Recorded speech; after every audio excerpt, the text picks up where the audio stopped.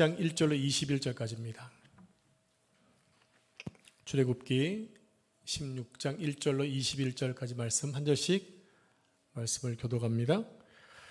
이스라엘 자손의 온 회중이 엘림에서 떠나 엘림과 시내산 사이에 있는 신 광야에 이르니 애굽에서 나온 후 둘째 달 15일이라. 이스라엘 자손 온 회중이 그 광야에서 모세와 아론을 원망하며 이스라엘 자손이 그들에게 이르되 우리가 애굽 땅에서 고기가마 곁에 앉아 있던 때와 떡을 배불리 먹던 때에 여호와의 손에 죽었더라면 좋았을 것을 너희가 이 광야로 우리를 인도해 내어 이 온 회중이 줄여 죽게 하는도다. 그때 여호와께서 모세에게 이르시되 보라 내가 너희를 위하여 하늘에서 양식을 비같이 내리니 백성이 나가서 일용할 것을 날마다 거둘 것이라.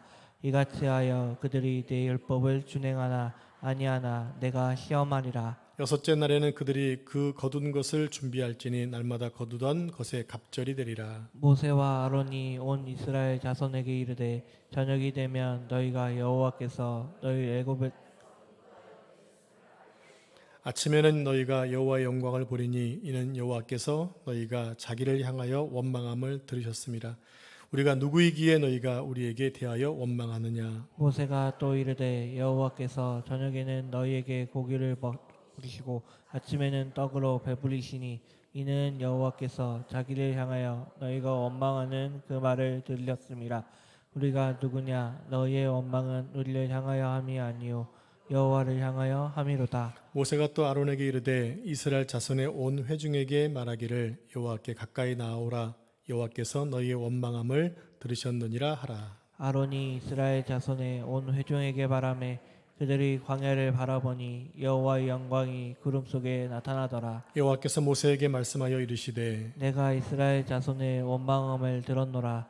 그들에게 말하여 이르기를 너희가 해질 때에는 고기를 먹고 아침에는 떡으로 배부르리니 내가 여호와 너희의 하나님인 줄 알리라라 하시니라. 저녁에는 메추라기가 와서 진에 덮이고 아침에는 이슬이 진 위에 있더니 그 이슬이 마른 후에 광야 지면에 작고 둥글며 서리같이 가는 것이 있는지라. 이스라엘 자손이 보고 그것이 무엇인지 알지 못하여 서로 이르되 이것이 무엇이냐 하니 모세가 그들에게 이르되 이는 여호와께서 너희에게 주어 먹게 하신 양식이라. 여호와께서 이같이 명령하시기를 너희 각 사람은 먹을 만큼만 이것을 거둘지니 곧 너희 사람 수요대로 한 사람의 한 올매씩 거두되 각 사람이 그의 장막에 있는 자들을 위하여 거둘지니라 하셨느니라. 이스라엘 자손이 그같이 하였더니 그 거둔 것이 많기도 하고 적기도 하나 오멜로 되어 본즉 많이 거둔 자도 남음이 없고 적게 거둔 자도 부족함이 없이 각 사람은 먹을 만큼만 거두었더라. 모세가 그들에게 이르기를 아무든지 아침까지 그것을 남겨두지 말라 하였으나 그들이 모세에게 순종하지 아니하고 덜어는 아침까지 두었더니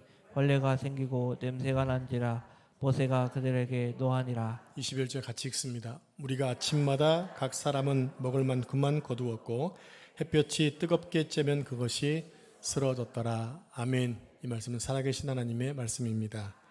아멘.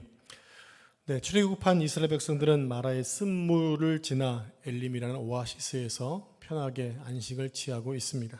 그러나 약속의 땅을 향한 행군은 멈춰서는 안 됩니다. 왜냐하면 엘림이 목적지가 아니었기 때문입니다. 그래서 그들은 풍족한 엘림을 떠나서 신광야에 도착을 합니다. 그래서 신광야는 새로운 광야가 아니라 그냥 신이라는 이름을 가지고 있는 광야예요. 신광야. 이스라엘 백성이 신광야에 도착한 날짜는 애굽에서 나온 후 둘째 달 15일이었다. 며칠 걸린 거죠? 약 30일 정도 걸렸습니다. 왜냐하면 1월 14일이 6월절이니까 6월절 양식을 먹고 떠났으니까 약 한 달 정도 걸려서 지금 신광야에 도착을 한 것입니다. 여러분이 알고 계시는 것처럼 조금 전에 찬양을 불렀던 것처럼 광야는 사람이 살 곳이 못 됩니다. 여러분 한번 광야에 가서 살아보고 싶으신 분 안 계시죠? 요즘에는 지금 날씨가 너무 뜨거워서 양달 햇빛에 있는 자체도 싫을 정도입니다. 다행히 요즘에는 습도가 없었기 때문에 그늘에 들어가면 시원하잖아요. 좀 있으면 이제 그늘마저도 더울 때가 있을 텐데 그만큼 뜨거운데 광야는 더 뜨겁습니다. 그냥 그 생각만 해도 숨이 턱턱 막힙니다. 네. 자, 낮에는 뜨거운 태양이 장렬하고 밤에는 한기가 몸속을 파고듭니다. 그리고 사나운 날 짐승들이 기회를 노리고 있습니다. 그리고 사막의 모래 폭풍은 모든 길을 흔적도 없이 지워버릴 만큼 그런 모래 폭풍이 불어오기도 하는 곳, 그것이 광야입니다. 그런 광야 생활이 힘들었던 백성들은 또 모세와 아론에게 원망을 시작하죠. 자, 본문 3절 말씀을 같이 합독하겠습니다. 시작. 이스라엘 자손이 그들에게 이르되 우리가 애굽 땅에서 고기 가마 곁에 앉아 있던 때와 떡을 배불리 먹던 때에 여호와의 손에 죽었더라면 좋았을 것을 너희가 이 광야로 우리를 인도해내어 이 온 회중이 죽여 죽게 하는도다. 네, 여러분 출애굽기를 쭉 보시고 민수기를 보시면서 이스라엘 백성들이 원망하고 불평했다는 것들을 한번 체크해 보시면 좋을 것 같아요. 자, 지금까지 출애굽해서 홍해 앞까지 갔다가 홍해를 건너고 마라의 쓴물에 갔다가 지금 신광야까지 한 달이 걸렸습니다. 여러분의 생각에 이들이 지금 몇 번 정도 원망하고 불평한 줄로 아십니까? 지금 아마 못해도 3번 정도는 불평했을 것 같아요. 홍해 앞에서 왜 우리를 끄집어내어서 홍해의 물에 애굽에게 죽게 하느냐라는 원망. 두 번째는 마라의 쓴물 때문에 왜 목말라 죽게 하느냐 원망. 그리고 오늘 신광야에서 배고파 죽겠다고 원망. 기본 3번을 하고 있죠. 3세번 하고 있습니다. 마라에서는 물 때문에 원망을 했고요. 신광야에서는 뭐 때문에 원망하고 있냐면 배고픔 때문에 원망하고 있습니다. 자, 그들이 보니까 뭡니까? 영적인 게 아니라 다 하나같이 먹는 육적인 문제를 가지고 원망하고 있는 것을 볼 수가 있습니다. 여러분, 백성들이 애굽에서 가지고 나온 식량을 아껴서 먹었겠지요. 언제 도착할지 모르니까 양식을 아끼면서 먹고 왔을 거예요. 그러나 언젠가는 바닥이 나겠지요. 아마 바닥이 난 사람도 있었을 것 같습니다. 그러면 아무것도 없는 광야에서 무엇을 먹고 살 것인지 암담하지 않았을까요? 여전히 목적지는 먼 것 같은데 먹을 것은 다 떨어졌어요. 왜 원망했겠습니까? 광야에서는 먹을 것을 구할 수가 없기 때문이에요. 그래요. 그렇게 백성들의 원망을 충분히 이해할 수 있지 않을까요? 나 같아도, 여러분 같아도 그럴 수 있겠죠. 지금 갈 곳은 먼데 지금 물이나 양식이 떨어졌어요. 돈이 있는 사람, 왜 이미 여러 가지 재물은 가지고 왔으니까 사 먹을 수 있을 텐데 사 먹을 만한 곳이 안 돼요. 당연히 어떤 느낌 받았을까요? 죽음에 대한 두려움이 왔겠죠. 그러면 당연히 원망이 나오게 된다는 얘기입니다. 그런데 여러분, 이스라엘 백성들에게는요, 우리가 모르는 또 하나의 고통이 있었어요. 그게 뭐냐면 기다림의 고통입니다. 언제나 가나안 땅에 들어갈 수 있으려나라고 하는 그 막연함. 제가 계속 출애굽기 말씀드리면서 이런 말씀 드리잖아요. 우리가 고난을 당할 수 있는 고난이 어려운 이유가 뭐냐? 언제 끝날지 모르니까. 우리가 언제 끝날 줄 안다면 그래도 견딜만 하겠죠. 그런 소망이 안 보이기 때문에, 희망이 안 보이기 때문에, 절망하기 때문에 사람은 죽는 겁니다. 여러분, 저희가 학생 때는 어떤 시험을 보다가 시험의 이제는 기준에서 몇 점 밑에는 한 점당 한 대씩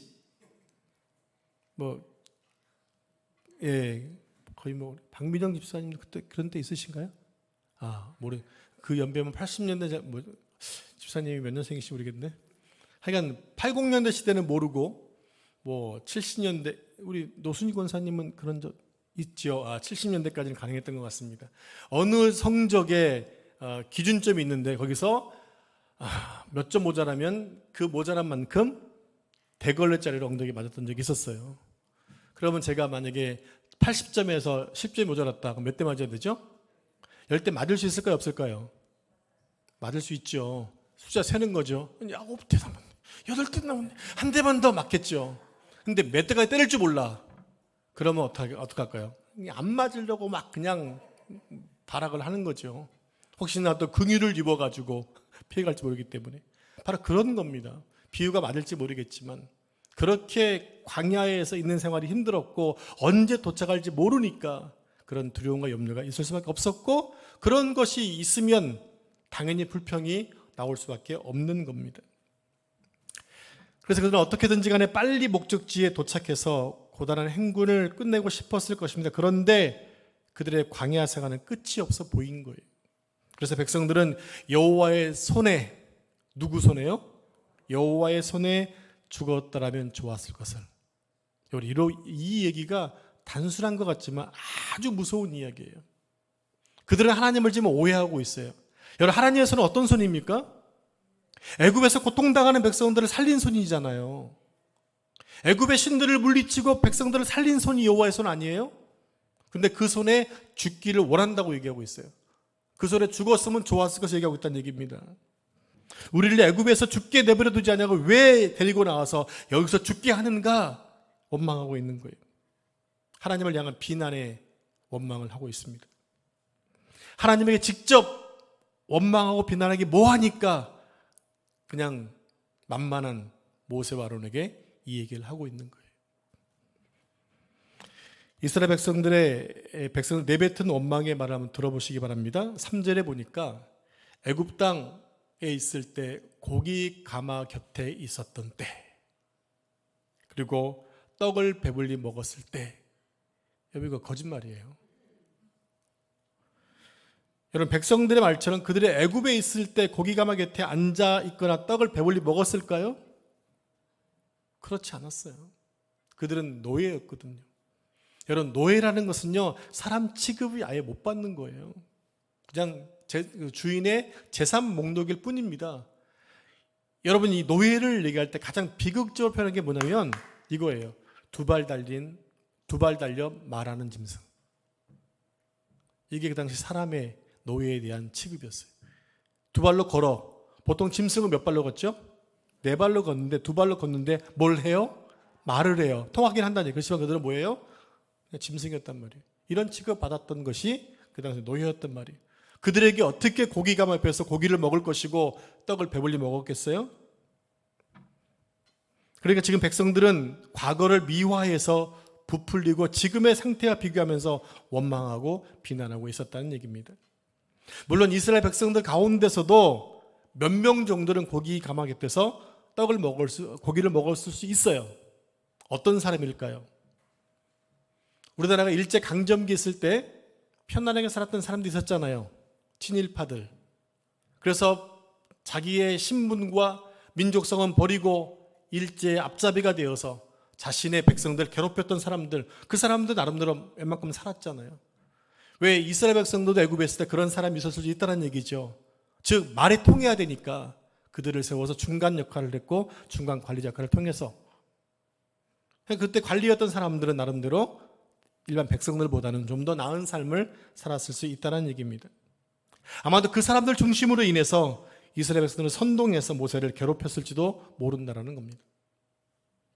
그들은 광야의 불편함을 자극해서 원망을 부추겼고 모세와 아론을 향해서 비난의 말을 하도록 조성했다는 것입니다. 자, 이스라엘 백성은 이제 어려움에 직면할 때마다 원망하면서 애굽을 그리워했는데요. 그들은 언제든지 다시 노예로 돌아갈 준비가 되어 있었던 사람들입니다. 지금 몸은 자유의 몸이지만 언제든 내 정신은 내 마음은 애굽에 돌아가서 다시 종이 될 수 있다는 그런 심정의 사람들이었다는 얘기예요. 그 말은 언제든지 지금의 자유를 포기할 수 있다는 얘기입니다. 여러분, 노예 근성에 빠진 사람들, 노예 근성에 빠진 사람은요, 자유가 두려운 거예요. 왜 그렇습니까? 자유는 위험과 모험과 책임을 자기가 감당해야 되거든요. 근데 노예 근성은요, 뭡니까? 시키는 대로 하면 되는 거예요. 주인이 시키는 대로 손가락 좀 움직이면 그에 따라 움직이면 그냥 먹고 살 수가 있었어요. 그게 편했던 거 어느 순간에. 그게 편한 거라고요. 그것만 하면 그냥 먹을 게 주어지니까. 그게 노예 근성인 거예요. 지금 우리나라에서 주고 있는, 막 베풀고 있는 이런 것들, 여러분 많이 받은 사람은 그냥 그게 즐거우고 좋은 거예요. 좀 아는 사람들은 그것이 우리 후손들에 대한 빚이 된다고 얘기하고 있는데 받으니까 좋은 거죠. 노예는 자기를 지배하고 관리 감독하는 권력자가 없으면 오히려 불안한 것입니다. 그러니까 이스라엘 백성들은 채찍에 맞으면서 중노동을 하더라도 먹고 살 수 있고 잠자리만 제공해 준다면 오케이라는 거예요. 그들은 애굽의 우상을 섬길 수 있고 대신에 자기들을 구원 하나님 언제든지 버릴 수 있는 사람들, 이 사람들은 지금 애굽에서 하나님을 원망하고 있던 백성들이라는 것입니다. 그래서 이스라엘 백성은 조금만 불편하면 애굽으로 돌아가자 계속 얘기하고 있어요. 앞으로 계속 그 얘기가 나올 거면 심심하면 애굽으로 돌아가자라는 거예요. 그때가 좋았대요. 여러분, 사람은요, 이 감각이 둔해지면 그때가 좋은 것처럼 착각할 수 있어요. 그들은 여러분 얼마나 힘들게 사는지 잘 알고 계시죠? 어떻게 알고 계시죠? 이미 우리가 역사를 통해서 말씀을 통해 알고 있는 거예요. 그런데 여호와 하나님은 이러한 백성들을 이해하셨어요. 그들의 노예 근성은 오랜 세월 동안 뿌리 깊게 박혀 있었으면 최소한 200년 이상은, 그 뿌리 깊은 노예 근성을 뽑아내려면 오랜 시간이 걸려야만 했어요. 몇 년 걸렸죠? 40년 걸렸어요. 하나님께서는 1년이면 되실 줄 알았어요. 그래서 빠른 게 14일로 가는 길을 돌려서 1년 동안 지나면서 그들에게 법을 주시고 하나님 나라 삼아 주신 거예요. 그럼 하나님의 백성들이 말을 잘 들을 줄 아셨나 봐요. 하나님이 놓치고 계신 게 있으세요? 인간의 나약함을 너무 관용하신 것 같아요. 백성들이 모든 것을 갖추고 진을 향해 가나안을 향해 가고 있다가 가데스 바네아에서 그들의 본성이 나오잖아요. 가나안 거민들은 거인족이고 우리는 거기에 비하면 메뚜기다. 우리는 다시 애굽으로 돌아가야 된다. 한 명이 모세 말고 다른 지도자를 세우자. 이게 백성들의 모습이었어요. 1년이 지나도 안 변하더라고요. 결국 노예 근성을 철저하게 빼내는, 완전하게 세탁하는 과정에 40년이 걸렸어요. 근데 그것은 또 끝나는 게 아니더라고요. 우리 역사를 알고 있잖아요. 가나안에 들어간 백성들의 사사시대, 즉 여호수아가 죽고 난 이후에 바로 이어서 어떤 현상이 생기나요? 하나님을 모르는 다른 세대가 일어나서 자기 마음대로 살던 시대가 또 있었죠. 그게 350년이에요. 여전히 그들은 노예 근성을 버리지 못했다고 하는 거예요. 그런 이스라엘 백성들의 곤고와 사정을 주님은 아신 것이고, 그래서 그들에게 긍휼히 여기셨어요. 참고 가시는 거예요. 하나님께서 원망하는 이스라엘 백성들에게 모세를 향해서 이런 말씀하십니다. 4절에 보면 보라, 내가 너희를 위하여, 누구를 위하여? 너희를 위하여 하늘에서 양식을 비같이 내려주겠다. 여러분, 광야에서 비는요, 은혜예요. 이스라엘 백성들 비를 너무 좋아해요. 왜요? 그게 오죽했으면 이른 비와 늦은 비라고 얘기할까요? 이스라엘 땅에 비가 없으면, 아니 대한민국 마찬가지입니다. 온 세계 비가 없으면 다 망합니다. 지금 우리나라도 지금 되게 가물고 있잖아요. 지금 뭐 농사를 안 짓는 우리들이야 별로 신경 안 써도 되지만, 여기 앞에 농사를 지으려고 물을 5일 동안 갖다 댔거든요. 5일 동안 됐는데 모르겠어요. 농사 못 짓는다고 하더라고요. 농사를 지으려고 트랙터로 이렇게 좀 수평 맞추려고 들어갔는데 이 트랙터가 빠져버렸어요. 빠져가지고 한 5분 정도를 헤매다가 포크레인이 건져졌는데 그 밀린 트랙터가 망가져서 수리비가 1,000만 원이 나왔대요. 근데 수평이 안 맞으니까 이제는 농사도 못 짓는 것 같다. 계속 일이 지금 꼬이고 있어요. 비가 안 와서 문제, 물을 댔더니 여전히 또 논의 문제. 이런 일이 누구든지 있을 수 있다는 얘기죠. 근데 도시권에 있는 사람들은 비가 안 와도 살 수 있어요. 여러분, 비 안 오는 게 더 좋지 않으세요, 솔직히? 더 좋잖아요. 방해 세력이 없으니까. 왜? 수도 나오지. 물만 뜨면 샤워할 수 있는 물 퐁퐁 쏟아지지. 불편한 것은 농사 짓는 분이 불편할 뿐이에요. 근데 지금 광야에서는 그 비마저 없으면 물을 얻을 방법이 없거든요. 근데 하나님께서 양식을, 하늘에서 양식을 뭐처럼 내리신다? 비처럼 내리겠다라는 거예요. 은혜의 양식이 내려진다는 얘기예요. 하나님께서는 이미 백성들을 위해 모든 것을 준비해 놓으셨어요. 그래서 그들을 광야로 이끌어내신 거예요. 여러분, 하나님이 이끌어 가시는 이유가 있을 겁니다. 그걸 믿는 게 믿음이라고요. 하나님이 지금 나를 이렇게 여기에 두셨으면 여기에 두신 이유가 있을까 없을까요? 있어요. 그거를 믿을 때 원망 대신에 하나님을 기대할 수 있는 거예요. 그걸 못 믿으니까 왜 여깁니까? 왜 저깁니까? 라고 원망하는 거예요. 여러분이 계속 원망 골평할 때 보세요. 내가 뭐 때문에 원망 골평을 하는가? 내 뜻대로 안 되기 때문 아니에요? 여러분, 사람이 왜 짜증내나요? 내 뜻대로 안 되기 때문에 짜증내는 거예요. 하나님의 생각은 관심도 없고 내 뜻대로 안 되면 화가 나고 짜증내는 거라니까요. 잘 돌아보셔야 돼요. 그걸 못 찾으면 답은 없어요. 그러니까 그걸 빨리 찾고 왜 이럴까? 이때는 내가 지금 뭐 해야 되나? 라고 돌아보는 것이 하나님의 뜻을 발견하는 방법이에요. 그걸 모르니까 원망과 골평이 나온다고요. 하나님은 먼저 하늘에서 양식을 내려주실 거예요. 그게 뭐죠? 그게 만나예요. 만나. 저녁에는 고기를 주시는데 그게 뭐죠? 메추라기. 오늘 설교 제목이 만나와 메추라기예요. 여러분, 왜 하필 만나였을까요? 제가 이 묵상은요, 아까 집사님 찬양하시는 가운데 제가 금방 탁 받아서 쓴 거예요. 찬양 시간에 내가 설교를 10줄을 쪘거든요. 여러분, 만나는 어떻게 먹었죠?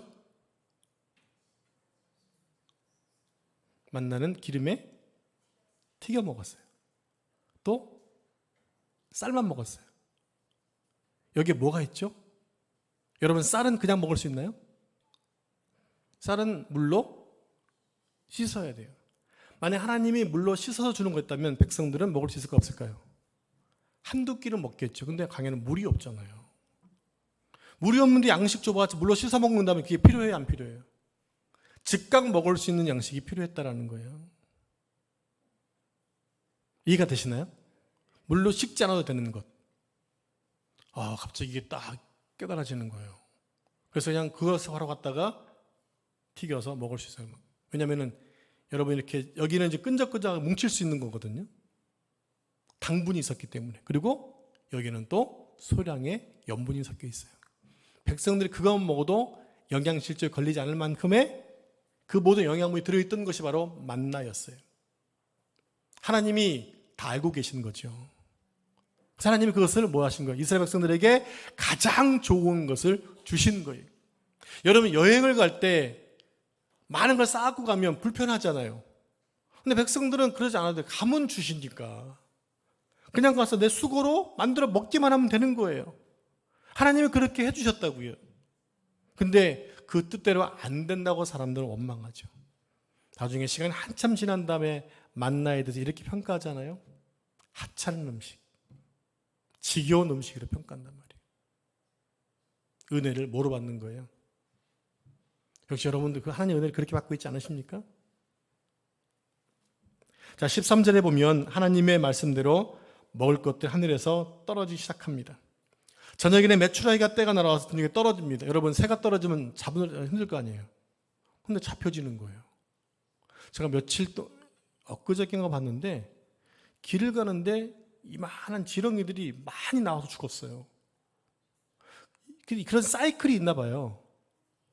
해가 뜨거운데도 불구하고 나와서 꿈지럭거리다가 이놈들이 그냥 응달로 가야 되는데 계속 양지로 나와, 아스팔트로.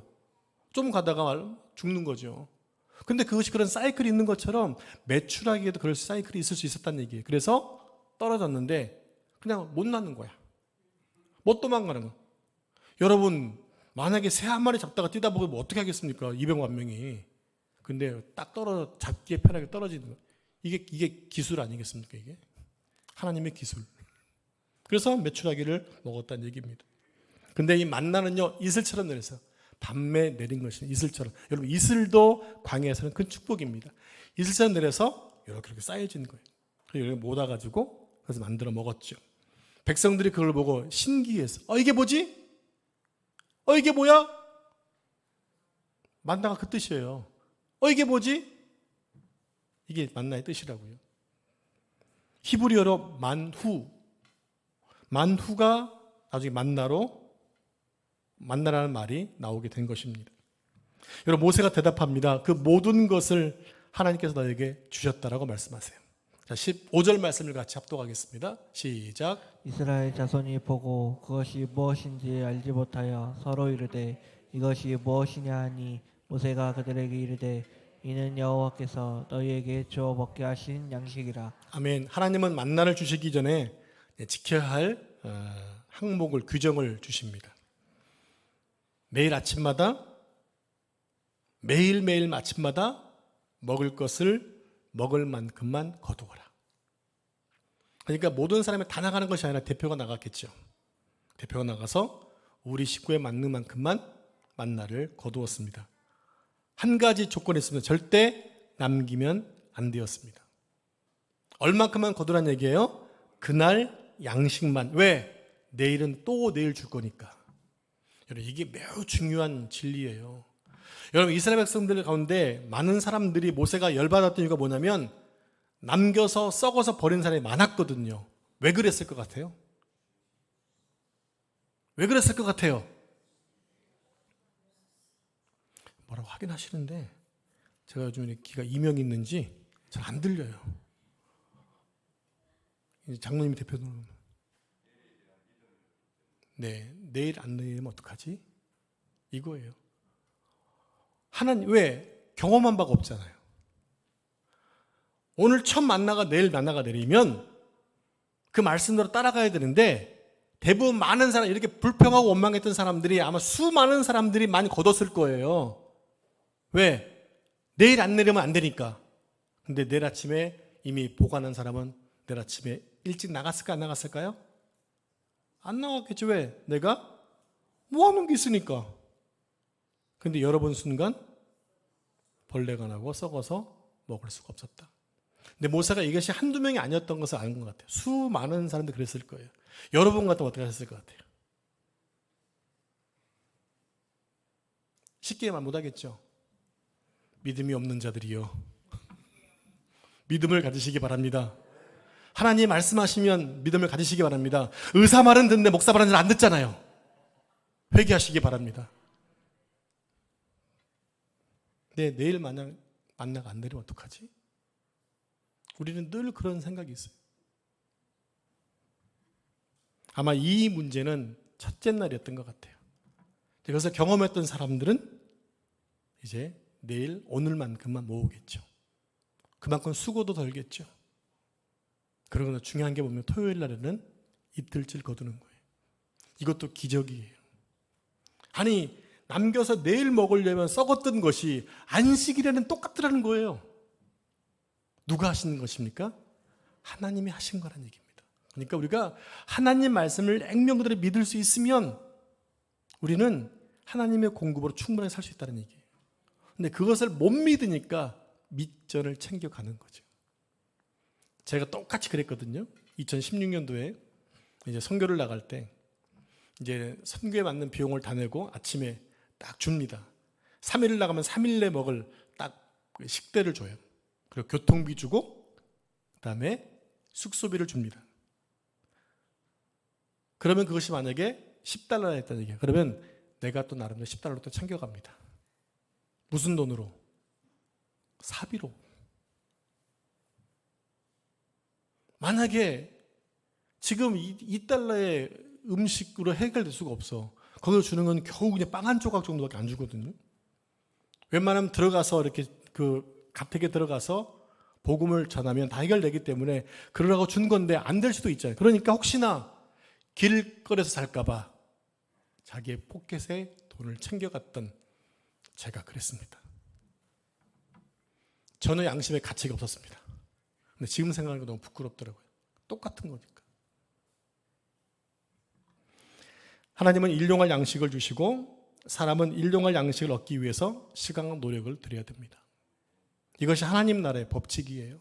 하나님은 주시고 우리는 감사히 받아서 열심히 만들어 먹는 게 필요하죠. 근데 인간은요, 하나님 나라의 법칙을 어기려 합니다. 자주 어깁니다. 왜냐? 불신과 탐욕 때문에. 인간은 적게 일하고 많이 가지려고 합니다. 그래서 편법을 쓰고 불법을 행합니다. 다른 사람의 것을 빼앗으려고 합니다. 그래서 이 세상은 언제나 불공정성 때문에 늘 싸우고 치열한 다툼이 있을 수밖에 없는 거예요. 그런데 놀라운 일이 발생합니다. 우리 함께 18절 말씀을 같이 합독하겠습니다. 시작. 오멜로 되어 본즉 많이 거둔 자도 남음이 없고 적게 거둔 자도 부족함이 없이 각 사람은 먹을 만큼만 거두었더라. 네, 많이 거둔 자도 남겨둘 수 없었습니다. 또 적게 거둔 자는 부족함이 전혀 없었습니다. 뭡니까? 공평하다는 얘기입니다. 하나님 나라는 공평한다는 얘기입니다. 많이 거둔 사람 중에는 내일을 위해서 남겨두었습니다. 내일도 만나가 내리나 보장이 없었기 때문에. 그렇지만 하루 지나고 경험을 쌓게 되니까 이제 자기 것만 거두게 되는 거예요. 그러니까 훨씬 쉽죠. 더 많이 거두려고 싸울 필요도 없죠. 적게 거둔 사람은 일부러 조금 거둔 것이 아니라 조금 거두려고 하는 상황에 따른 얘기입니다.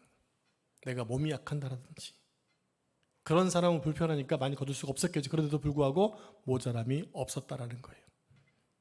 여러분, 교회가 태어나고 많은 사람이 은혜 받고 교회에 들어오니까 내 가진 많은 것들을 풀어서 힘들고 어려운 자들에게 내놓았어요. 그래서 초대교회는 가난한 사람이 아무도 없었다고 얘기합니다. 실질적으로 가난한 사람이 많았지만 현 상황 속에는 가난한 자가 없었다고 얘기해요. 왜요? 먹을 게 늘 있었기 때문에. 누구 때문입니까? 가진 자가 내놓았기 때문에. 그게 하나님 나라의 모습이에요. 여러분, 예수님은 일용할 양식의 소중함을 아셨기 때문에 일용할 양식을 위하여 기도라고 하셨어요. 주기도문에 있잖아요. 일용할 양식을 주옵시고라 기도했어요.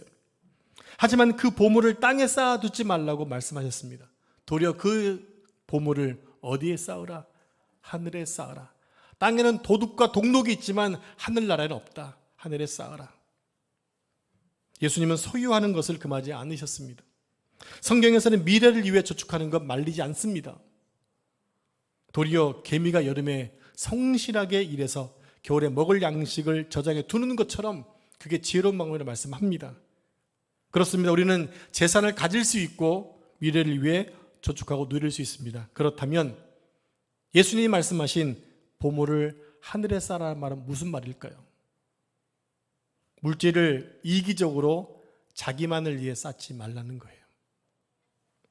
사치하고 낭비하는 것을 조심하라는 거예요.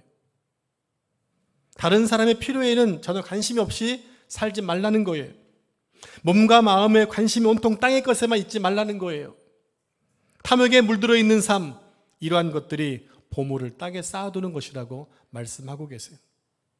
그런 사람은 절대 하나님께 칭찬받지 못한다고 말씀하고 있고, 그런 것들은 동록과 도둑이 들어서 해내간다고 하는 거예요. 그렇다면 보물 하늘에 쌓으라는 것은 어떤 뜻일까요? 하나님의 뜻에 따라 재물을 사용하는 것, 하나님의 나라를 위해 사용하는 것, 재물로 선한 일을 하는 것. 우리 교회 성도들은 참 나름대로 열심히 말씀 순종한 것 같아요. 제가 나중에 옥곡교회 새롭게 이렇게 교회 건물을 진 것을 제가 보여드릴 때가 있을 때 아직까지 설교가 매치가 안 돼서 지금 못 쓰고 있는데 교회가 완전히 바뀌었어요. 말 그대로 완전히 하여간 허술했던 교회가 이제는 새 건물이 돼버렸어요. 안에도 밖에도 완전히 새 교회가 돼버렸어요. 목사님이 이렇게 얘기하세요. 보배로운 교회에서 우리 실내 인테리어를 해주는 바람에 모든 성도들이 감동을 받아서 자기 것을 내놓았다라는 거예요. 그래가지고 또 그 교회 출신들한테 다 문자 보내가지고 보배로운 남의 교회에서 우리 교회를 이렇게 섬겨줬는데 우리가 이러면 안 되잖니 해가지고 겉에 벽돌을 완전하게 딱 씌워가지고 새로운 건물을 지었어요. 하니까 되더라는 거예요. 그 일을 누가 했느냐? 우리 여러분들이 하셨어요. 아낌없이 성경음 하셔가지고 그 일이 가능하게 만드셨어요. 우리가 일부 했는데 더 많은 것들을 또 하나님이 쓰셔서 하시더라고요. 누구를 위한 것입니까? 하나님의 나라를 위한 거예요. 바로 하나님이 원하시는 게 바로 그런 것입니다. 하나님의 나라를 위해. 여러분 지난번에 민수교 선교사님이 그 안전사님을 위해서 성경을 하셨잖아요. 거의 1,000만 원 가까운 헌금을 보냈어요. 그래서 좋은 변호사를 사서 지금 쓰고 있는 거거든요. 너무 감사해요. 너무 고마워요, 여러분들이. 그게 하나님의 나라를 위해 쓰고 있는 물질이라는 얘기예요. 그렇게 쓰실 때는 어떻습니까? 마음에 기쁨이 있으시잖아요. 그런 기쁨을 주시는 거예요. 그동안 이스라엘 백성들은 애굽 왕이 제공하는 음식을 먹었잖아요. 배급해 주는 양식을 먹었고 애굽 사람들이 먹고 남은 음식을 먹었어요. 애굽 왕이 이스라엘 백성들에게 음식을 주는 목적은 중노동을 시키기 위해서 먹인 거예요. 그런데 이제 하나님은 약속의 땅을 가기 위해 걷는 백성들에게 공급해 주시는 양식이었다고 하는 거예요. 그렇다면 하나님께서 이스라엘 백성들에게 만나를 공급하시는 목적이 무엇이었을까요? 하나님을 바라보라고, 또 내가 너의 삶을 책임지게라고 하는 것을 여러분 확인하라고 만나를 먹여주신 거예요. 그래서 하나님은 공급자신 거예요. 그 공급자 하나님은 나의 모든 전반의 것을 다 책임져 주시는 분이세요. 여러분, 여기에 지금 아이들이 와 있는데 아이들이 여행 간다면 경비 걱정하지 않아요. 누가 걱정하죠? 부모님이 해요. 하나님 우리 아버지시기 때문에 우리 갈 길을 다 하나님이 준비해 주시는 거예요. 우린 그것만 믿고 가면 되는 거예요. 그러려면 또 어떤 경험이 필요하겠나요? 여러분, 그 경험은 말씀을 통해서 보세요. 그 말씀하신 그 역사에 이뤘던 분이 바로 하나님이시기 때문에, 내가 섬긴 하나님이시기 때문에 동일하게 역사해 주실 줄로 믿습니다. 하늘에서 만나가 내린 사건은 신약에 와서 오병이의 사건과 연결됩니다. 주님 이런 말씀하세요. 내가 바로 생명의 떡이다. 나를 먹는 자는 영원히 살 것이다. 그래서 예수님이 죽으시잖아요. 그것을 믿는 자는 생명의 떡을 먹을 때 영원히 살 수 있는 은혜를 입게 된 거예요. 그러니까 구약의 만나 사건과 신약의 오병이어 사건, 예수의 구속의 사건은 바로 동일하게 연결되어지고 오늘 나에게도 그것이 연결되어진다고 하는 사실입니다. 결론입니다. 오늘 말씀에서 하나님은 당신의 백성들의 깊은 관심을 가지고 계세요. 그분은 최고의 하나님이시고 최선의 것을 주시는 하나님이세요. 매 순간 최선을 주세요. 원망하며 불평하는 백성들 이해하시고 오래 참으시면서 돌봐주셨습니다. 이스라엘 백성들을 위해서 하늘에서 양식을 하루도 끊임없이 몇 년 동안 먹이셨어요? 40년간을 먹이셨어요. 40년이라고, 40일도 아니라 40년이에요. 하늘에 그런 양식이 어디 있을까요? 하나님한테는 없는 게 없으십니다. 그분이 그래서 공급해 주시는 거예요. 지금도 하나님은 당신의 백성들에게 깊은 관심을 쏟고 계십니다. 인간의 전 인격에 관해서 관심을 가지고 돌보고 계세요. 여러분, 우리가 무엇이기에 하나님 이렇게까지 우리를 아끼시고 돌보시고 돌아봐 주시는 것일까요? 참으로 이해할 수 없는 신비로운 일 아닙니까? 내가 구원받을 만한 자격, 내가 하나님의 사랑을 받고 관심받을 만한 자격이 되나요? 우리는 그냥 하나님 헤세드를 입었을 뿐, 인애를 입었을 뿐이에요. 우리는 그분께 감사하면 돼요. 하나님 감사합니다. 나 같은 자를 구원해 주시면 감사합니다. 대신에 약속하셔야 돼요. 하나님, 제가 하나님 나라를 위해 살겠습니다. 저를 사용해 주십시오. 바로 만나 매출의 사건을 통해서 이런 교훈을 받을 수 있습니다. 인생의 조그만 문제 앞에서 원망하는 것이 아니라 하나님의 전부를 다해 우리를 사랑하시고 우리를 지켜주시듯이 오늘 우리도 하나님을 섬기는 자들로 하나님을 닮아서 많은 것을 드리고 그분께 헌신하고 순종할 수 있는 여러분 삶 되어지기를 축복합니다. 기도하겠습니다. 하나님 아버지 감사합니다. 이 세상 만물을 창조하시고 여전히 우리를 사랑으로 지켜주시고 돌보아주시고 또 공급해 주셔서 감사합니다.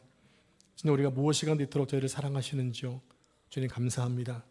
하나님, 우리의 남은 삶이 하나님께 은혜를 갚아가는 삶을 살겠습니다. 하나님이 기뻐하시는 대로 살겠습니다. 주의 말씀에 순종하며 살겠습니다. 우리가 이 말씀을 통해 하나님의 마음을 알게 하시고 하나님의 사랑을 깨닫게 하시고 하나님을 신뢰하고 순종하여 하나님 기쁨 되는 삶을 살도록 축복해 주옵소서. 이 모든 말씀 우리 구원자 되시고 날마다 우리에게 최선의 것을 공급해 주시는 예수님의 이름으로 기도합니다. 아멘.